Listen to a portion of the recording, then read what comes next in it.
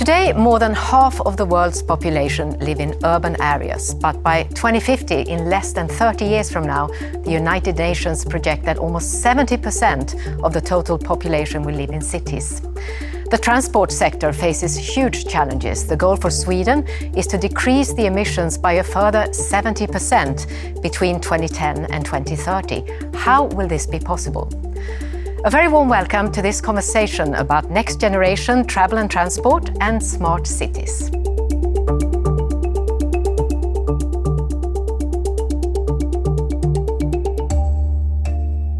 With me now to discuss these challenges and possibilities are Fredrika Klarén, Sustainability at Polestar, Swedish electric car maker driving the shift, pun intended, to greener mobility through design, innovation and sustainability.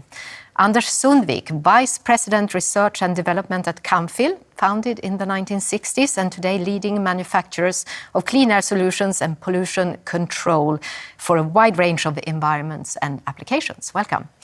And Jenny Månsson, Industry Segments Director, Smart Cities at Axis Communications, founder and market leaders in network video, network audio, and access control technology used to solve a wide variety of challenges in the urban environment. Welcome all. Thank you. So let's start talking about the urbanization and how cities can and must change to meet future demands. Jenny, first of all, what is a smart city? Well, there is actually no universal definition of smart cities. Smart city is really a concept. We see that cities, they have different challenges and consequently different goals that they want to achieve.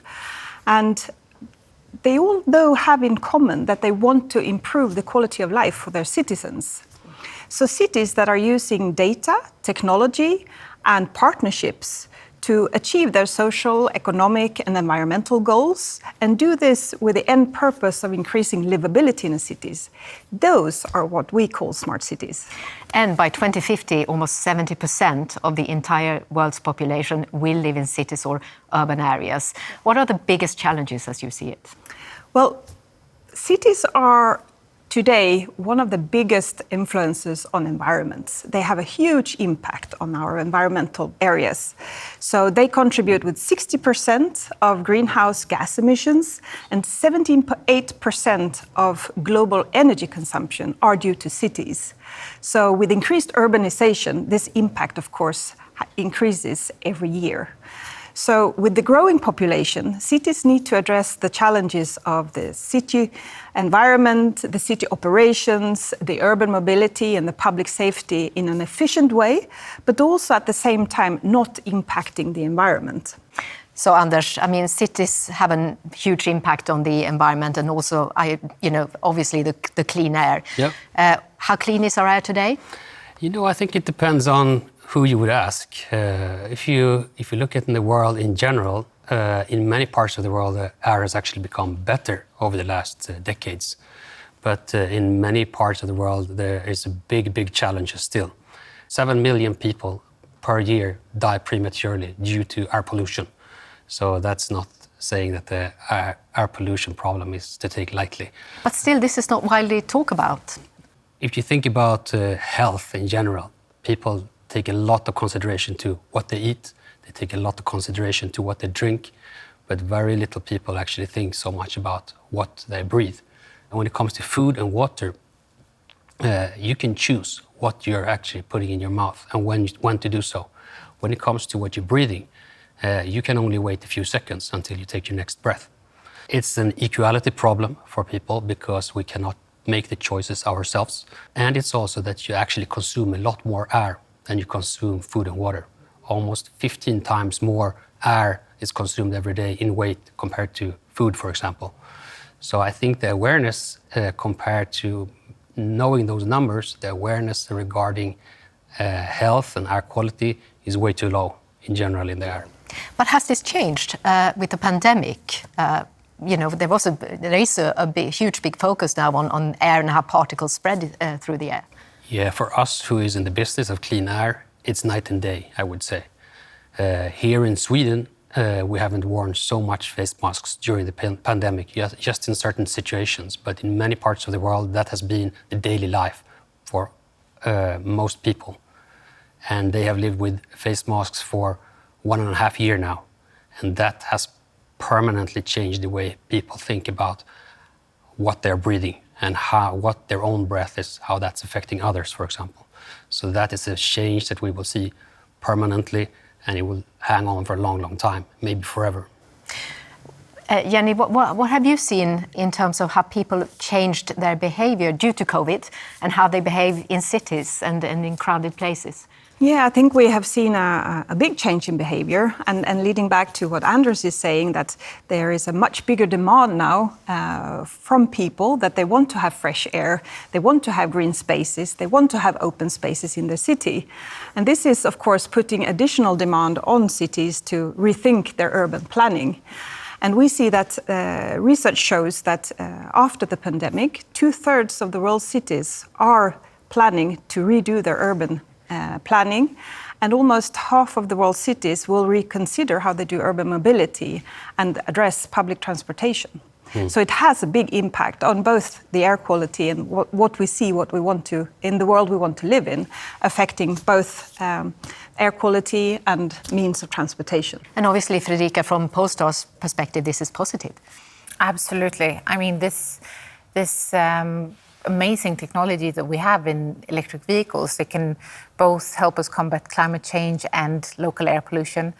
When it comes to climate change, we today know that even though the technology is still fairly new, we can halve the emissions if you choose an electric vehicle over a fossil fuel car. And that is an amazing impact that we need to tap into now. During this decade, we need to bend the curve on emissions now. But we see that the transition is going too slow. I often feel like the technology is moving faster than the infrastructure and the political agenda is. We need to build trust amongst consumers in this technology. There's been this weird narrative going on, and consumers have had difficulties understanding if it really truly has the great impact that it has. So at Polestar, we really want to build a new, more transparent way of going forward and really engage our customers so they can take part in this amazing development. But it's not just about this amazing transformation that you're trying to drive through Polestar. We met someone this morning who owns an electric vehicle, lives here in Stockholm, and she says because she lives in a flat, she can't charge. There are not enough charging stations, and when she gets to work, she can't charge there either. So the vehicles are there. It's just that the cities aren't dimensioned for it. Yeah, as I said, it feels like the technology has developed much faster than the world around it. And I know that for many owners of an electric vehicle, it works fine. I mean, I've driven electric vehicles for 8-9 years, and it's been convenient and fun, and it's really true to my values, connected to the environment. So, but we need more from policymakers. We need more. We need an inclusive infrastructure when it comes to charging. We need renewable energy in the charging stations to really tap into the full potential. So we need more. We're seeing a great commitment now from, for example, the EU when it comes to investment in infrastructure. So hopefully a lot will happen during the coming years. And if we see this from a future travel perspective, how will we travel in the future? Surely we're not going to have a car each and just drive around with them. I think that the whole urban mobility and the public transportation needs to go through a complete transformation. And what I see from an effect from the pandemic is that a lot of these discussions have been accelerated from the pandemic and these discussions, because during the pandemic, everything stood still and we could actually measure a lot of things, both in terms of course, air quality, but also how people move, evaluate micromobility options, so going from not only cars in the city centres, but also different bicycle lane options and scooters. So I think that we will see a lot of this development also happening for the cities in the future. We talked about the frustration with the charging points for electric vehicles. Today, I think we said that there are only 4 measuring stations for clean air in Stockholm. Yeah, if you see in big cities in general, you only measure the air quality in a certain number of positions in each city. Typically, that would be, like you say, 4, 5, 6, depending on the size of the city. Why isn't it more? it's because the equipment that has been used in those measurement stations is very expensive, or has been historically very expensive. And there also we see a big shift coming now. Technology for those measurements that before you can only see in the laboratory is now in hands of consumers. And it's not the factor of 10 that the cost is coming down. The factor is hundreds or in thousands. So suddenly things that was completely inaccessible for people is now at a level that you pay tenths of dollars and you can have a good measurement station with relatively good quality telling you what the air quality is. And that will change a lot, I think, in the awareness of what they know about their own air and what they know about their own air exactly where they are. And I think this is kind of a main topic around the smart city and the future going forward with technology. You want personal technology. You want the technology information that comes to relate to you and not relate to something in general, just the city. I think it's so important when we talk about this. It feels like we're overconfident sometimes in technology, and that we're going to see an exponential development of technologies and it's going to save us all. And that is real. I mean, we're so tech-driven at Polestar. That's what we love to talk about. But I think we also have to talk about the behavioral development that we can tap into now. That is so amazing. I mean, we can all take the bike instead of going by car. We can all walk. We can all take the public transport. Today, we don't have to wait until the technology is there and perfect. I think we need to be able to handle both behavioral development and also technical. And do you feel that people's awareness are higher or better today in terms of making green choices? Oh, it is, absolutely, on a global scale. We do consumer studies on all markets, and the myth that it's only us in the Nordic countries that are privy to living a more sustainable lifestyle, we can throw that out the window. It's coming on a global scale, and in China, people really want to be able to live a more sustainable and conscious lifestyle. So it's the potential in tapping into that is great, I think. I think to add to what you're saying about using technology, in our business, we see that technology is there. I mean, we have had continuous growth and development of technology and the capabilities of that for many years. But what we see now, the real change is when people will actually use that information. So in cities, you often have different city authorities or different departments that are working in silos. So they have their own agendas and they're working on their goals. But if you could actually cross-match that, if you can create a common agenda and share that information and share the findings and the resources, that's when you actually can make progress. So a lot of the technology is there, but it's about how you use them and how you plan your work around that and set common goals.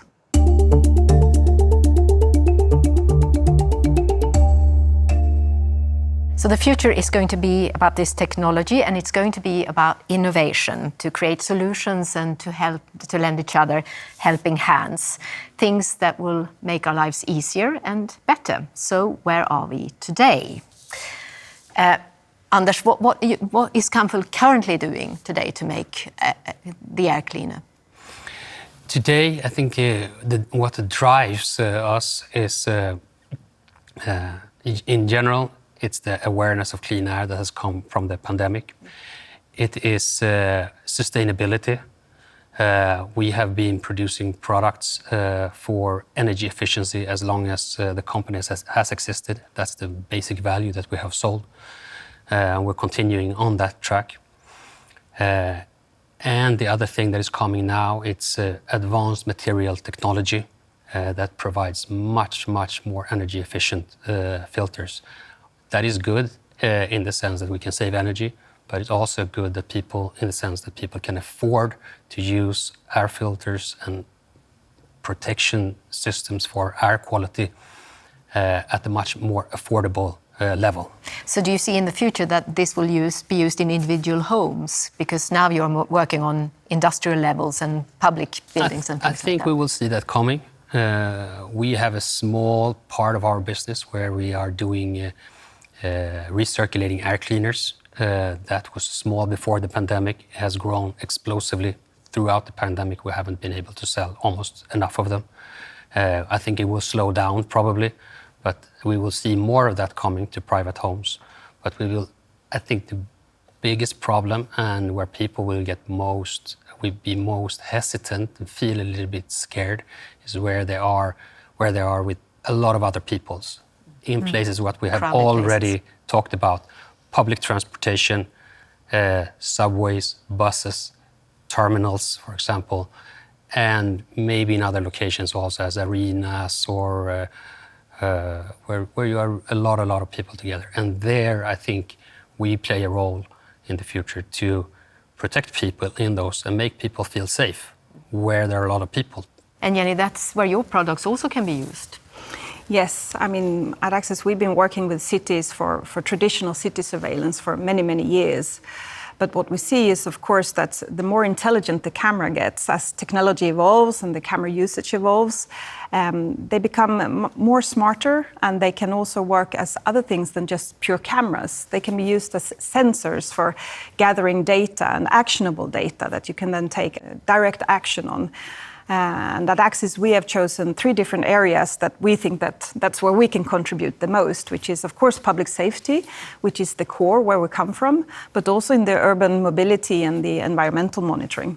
Can you give us an example of a pioneer city where your technology works today? Well, one really nice example is the city of Vicente Lopez. It's a municipality of 360,000 inhabitants outside of Buenos Aires in Argentina. So they started with this vision of how they wanted their city to be smarter and more safe and secure for their citizens. And they created a concrete 10-year plan of how to achieve that. So they started with the public safety, deploying network cameras for public safety and expanding this installation of video cameras to also include more components. So network audio, so they are able to give proactively instructions to citizens in case of emergencies or just reminding them of keeping distance. Also installing different emergency poles where the people can come in contact with an operator and get direct assistance. Then they have taken that existing infrastructure and moved into the area of urban mobility. So using the same cameras, but now for traffic monitoring. So making sure there is a nice traffic flow. People can get from A to Z in the city, but also for data collection so that they, through that statistic, can analyze and decide on how to plan their city for the future. And lastly, they are now also wanting to address the challenges with our current climate change. So evaluating camera-based solutions for water level monitoring. So in floods or in different rivers or ponds that are surrounding the city, they are now measuring the water level. So in case of big rainfalls, they can get early alerts in case of flooding, so they can evacuate or at least instruct people on how to act. So they have taken the whole journey with deploying technology.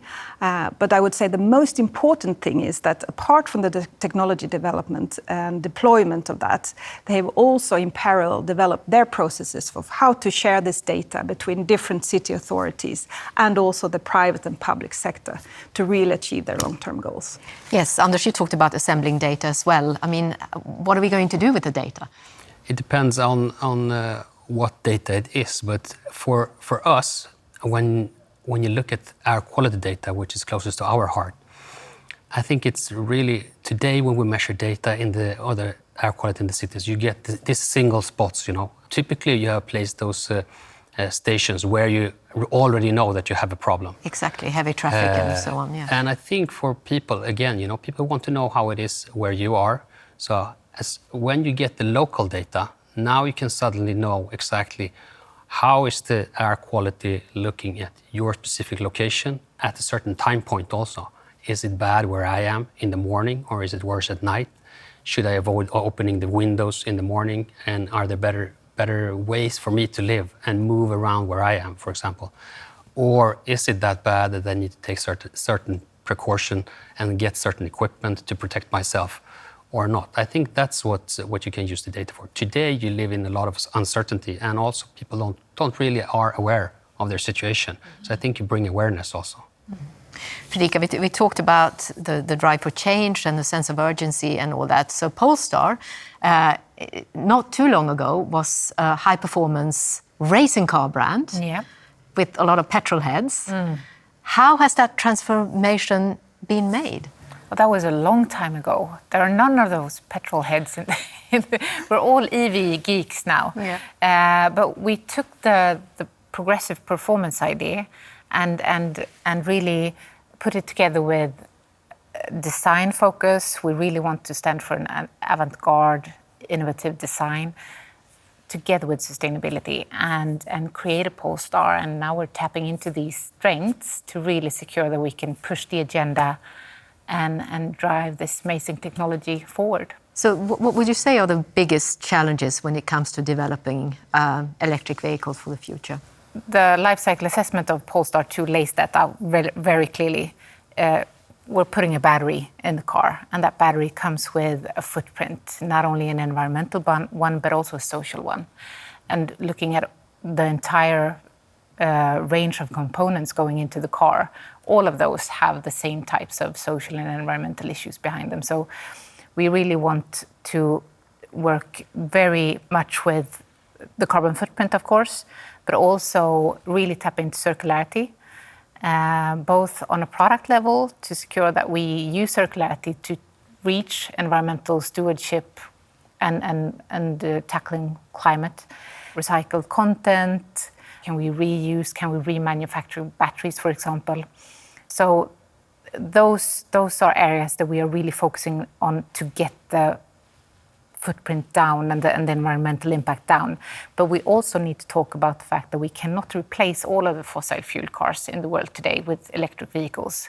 There are 1 billion fossil fuel engines in the world, and it will not be sustainable in just saying that the electric vehicle technology will save all of that and will stop all of the pollution stemming from that. So we need to talk about how do we build a more sustainable mobility and what is Polestar's role in that.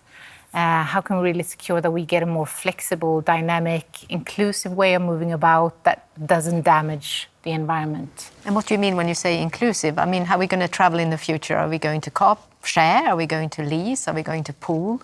I mean, those are the amazing services that we can really use in this more inclusive and circular use of transportation modes.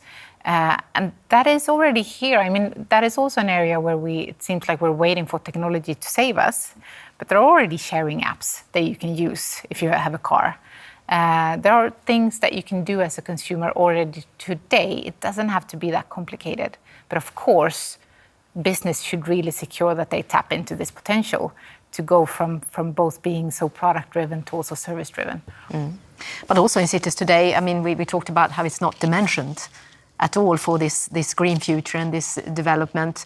Most government vehicles, for instance, they are diesel or petrol, or there's a big fleet today.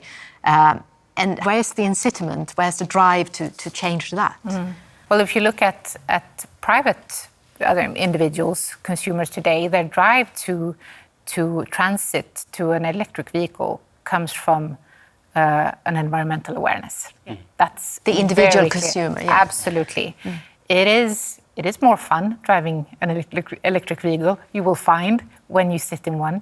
It is convenient, but the main drive is because people want to be more sustainable. People want to take environmental responsibility. And I see that is something that governments and authorities really need to secure also, that they take this responsibility in the same way that consumers are doing more and more today. It's just that it's so self-evident.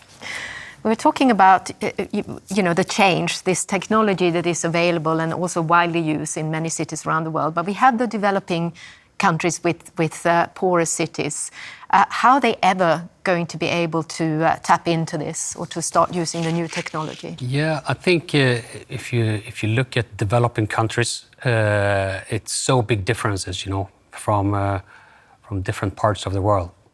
If you come to my home field, for example, with clean air, if you look at buildings look very different in different parts of the world. They look different here in the north, where we are right now, to the south parts of Europe, for example. And if you go to Asia or you go to Africa, you have another type of building tradition, so to say. And it depends very much on tradition, but it also depends on climate conditions on how you build those buildings. So typically the further south you go in the world, the simpler the buildings get. If you get to the developing countries, the buildings can be very simple, of course. And much of their problems is not even related to the problems that we have. It's on a much lower level. For air quality, it's about burning cleaner fuel, for example. It's about having the right type of kitchens and not just burning wood fire, for example. So do you mean that in many cases it would be easier for a developing country, or easy?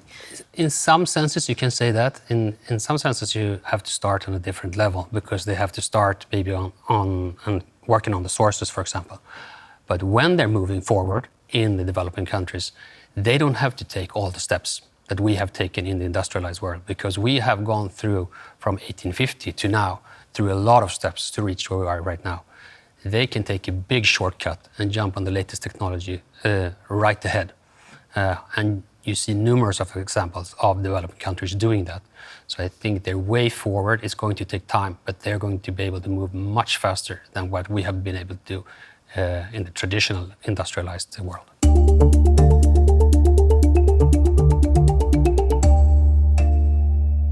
So let's talk a little bit more about the challenges around green processes and sustainability. Jenny, what are the biggest challenges for you as a company regarding sustainability axis? Well, sustainability is really one of our core driving pillars. And already 12 years ago, we signed the UN Global Compact to really align our strategies and operations with the universal principles for labor, environment, and anti-corruption. And I think that there are so many things to do, so maybe one of the challenges is to really do enough.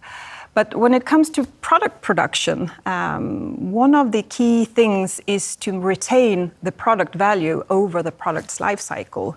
So that means in everything that we do, from the green design of choosing components and our manufacturers, packaging, distribution, the whole chain, to recycling of both the product and materials, but also reuse of the products.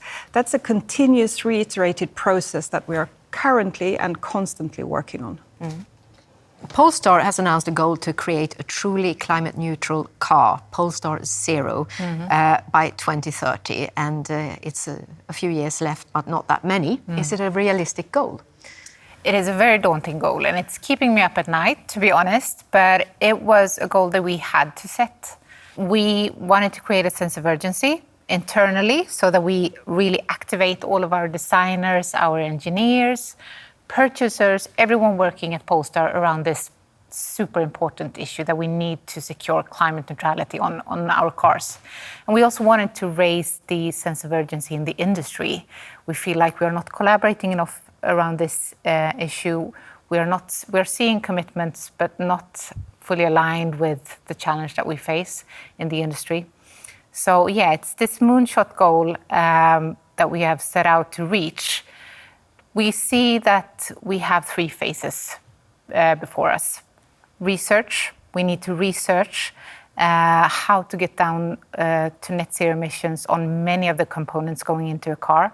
We see that there are interesting research project pilots going on when it comes to fossil-free steel or aluminium.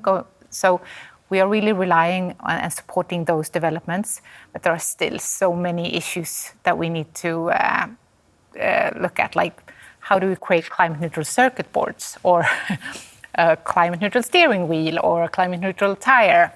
And then we will get into a lot of advanced engineering, where our engineers will look at the architecture of the car. And then, of course, we will have a product development phase. And throughout all of these phases, we want to collaborate. We want to really secure that we find the best partners in our supply chain, in institutes around the world, in the industry, cross-sector partners maybe. So we're going to be very open and transparent. And we've set ourselves 5 focus areas within this project. So we're going to look at the platform. So in the platform, all of the big chunks of metal goes in, and the batteries, the driveline. This is where we will get to collaborate with Volvo and Geely and all of our affiliates because we use the same platforms. But then we need to secure climate neutrality on all materials. And how many components will go into Polestar 0 car? Well, if it looks like a car today, it's going to be around 20,000 plus components. And I mean, we've set ourselves the goals to really secure a commercial car. We don't know what it's going to look like, but if it's not commercial, it's not worth it. This is not a concept car that is so popular to just where you envision something that is fully sustainable, but you never get to produce that car. So it's a car that you want to sell to the consumers that to you a can reasonable drive. price, I assume. I mean, price, we're going to have to get into that later on. Now I just want it to be something that you can drive, that is commercial, that is in line with our thinking about pure progressive performance. And yeah, we're going to use all of our creativity to try to create that car and put it on the market by 2030. And 2021 today, where are you in the process? So we're starting up research programs. We're looking at collaborators to work with there, but we are gaining a lot of knowledge in-house. We have our life cycle assessment methodology that we use to, at all times, assess how impactful the decisions that we make in the product development are. And we also do life cycle assessment for Polestar 2. So we know that that car rolled out of the factory gates with a carbon footprint of 26.2 tons. So it's those 26.2 tons that we somehow need to get down to zero. Anders and Jenny, what do you say about this? Is this what we need, the big, bold, almost impossible to achieve goal? I think it's very important to have a clear vision of where to go. I think that's completely correct of you to do that.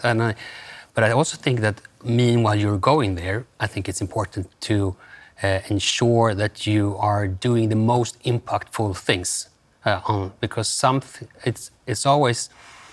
it's not as easy as you think, because once you're doing one thing, it affects the other. So it's very important when you do the sustainability road and go down that track that you don't sub-optimize. Because, for example, when it comes to our product, and I think it's the same for your product, for example, it's the use phase of the product that has the most environmental impact. In the terms of air filters that we do, the use phase is 80% of the environmental impact. So when we go down the route at looking at the raw materials and the components of the product in itself, we cannot choose substandard product or substandard performance to choose a more sustainable material, because then we affect the use phase instead, and then it's going to hit us back multiple times in that end instead. So I think always keep the impact, the overall impact in scope when you do it. I think that's my biggest advice. I agree, but it's actually the other way around. Oh, it is? So our main impacts lie in the production-related okay, I didn't know. Yeah. Yeah. And where are you in terms of, we talked about supply chain and ensuring that's green and all that. Where are you, Camfil, about it, and what are you doing? I think we have still some distance to travel, but right now we are learning more and more about the life cycle assessment around our products. We are starting to release our first environmental product declarations on our products. And in the work of that, we are learning so much about what can be done and what effects different actions has on the overall sustainability of our footprint as a company.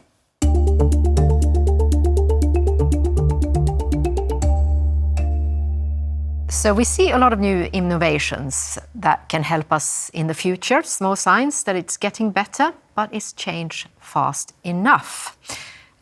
So do you think that innovation is keeping up with the visions and moving fast enough? Well, I think that a little bit, as I mentioned before, I think that in our business, there is a lot of great technology already there. And I think that development goes fast, because development goes fast, and the way you can use cameras and the way you can extract and create actionable data from these components, that's really there today. I think it's a lot about actually using it and be able to cooperate and work between the private and the public sector and different administrations to make the use of it, and not work isolated in different silos, but sharing information and sharing between different industries, like we are doing here as well, to actually find the ways of implementing and drive innovation forward. Do you think that innovation is moving fast enough? I think so.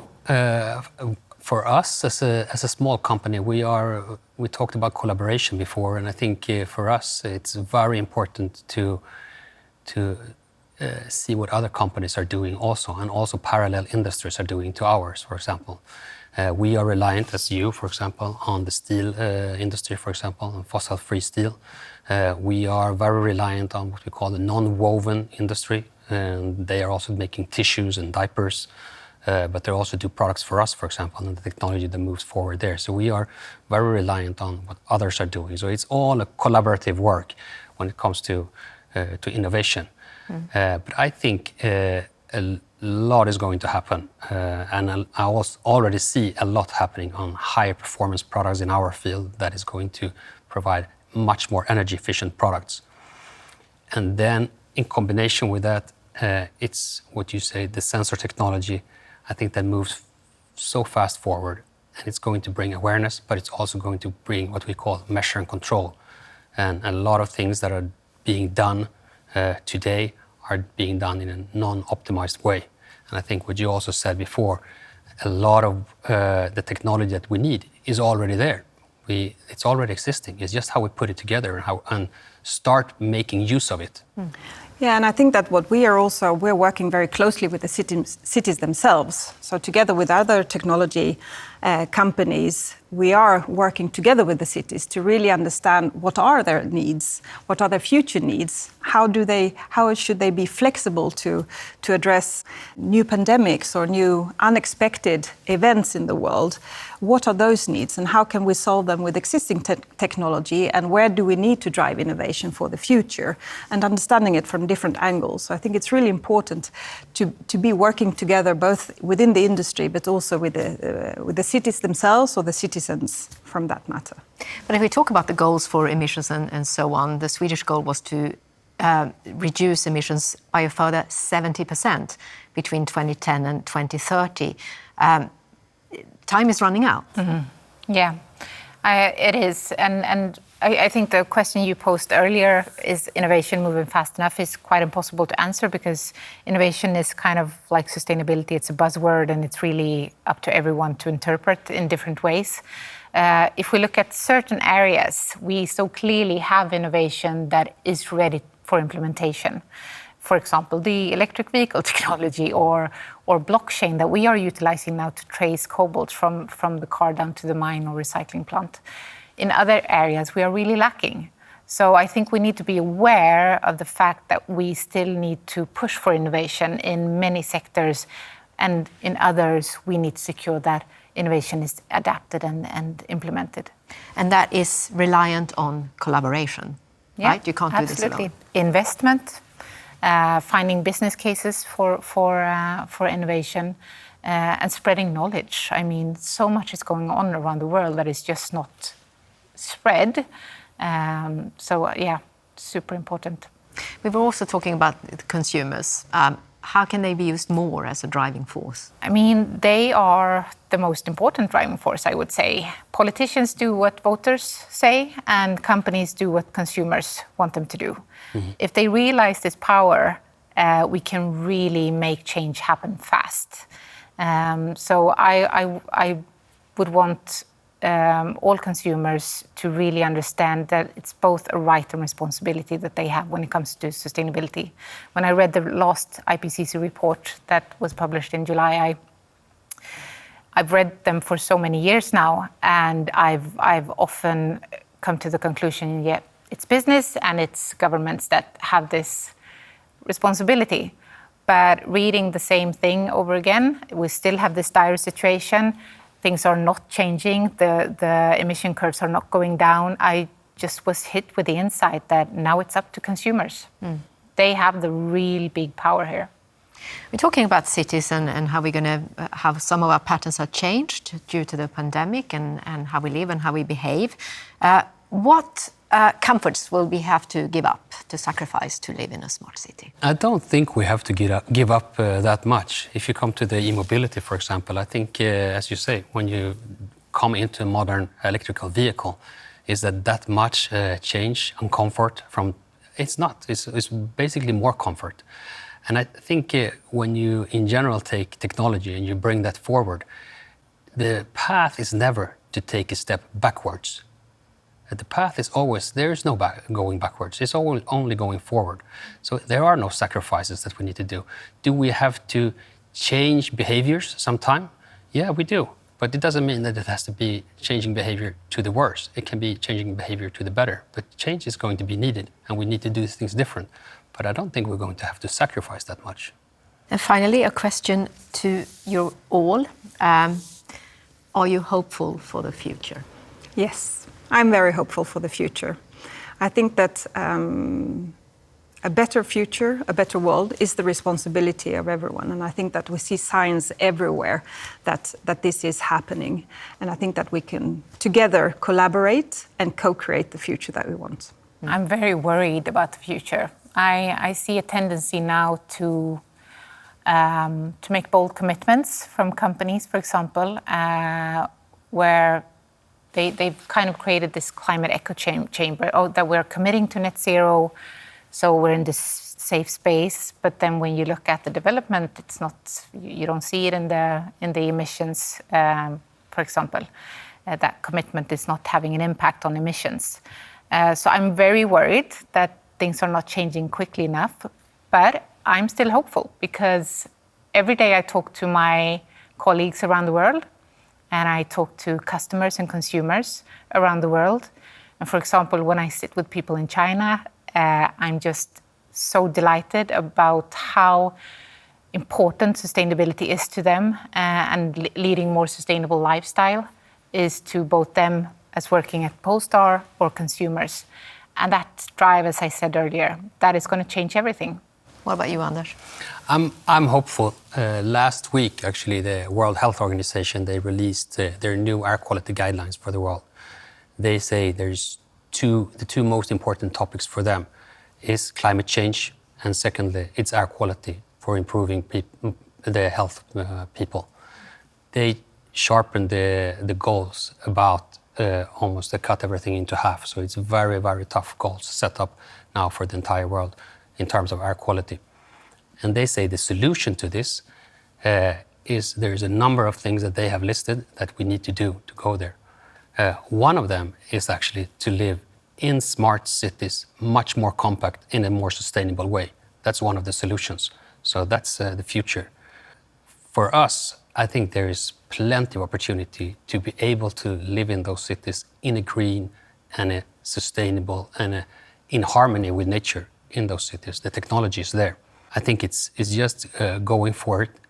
And when it comes to air quality, one thing that we have proclaimed over many, many years, and it's now also mentioned in this report from World Health Organization, is that clean air should be a human right. And I think it's, I'm very hopeful that we will reach there. Jenny, Fredrika, Anders, thank you all so much for participating in this conversation today. Thank you. Thanks for being here. Thank you for having us.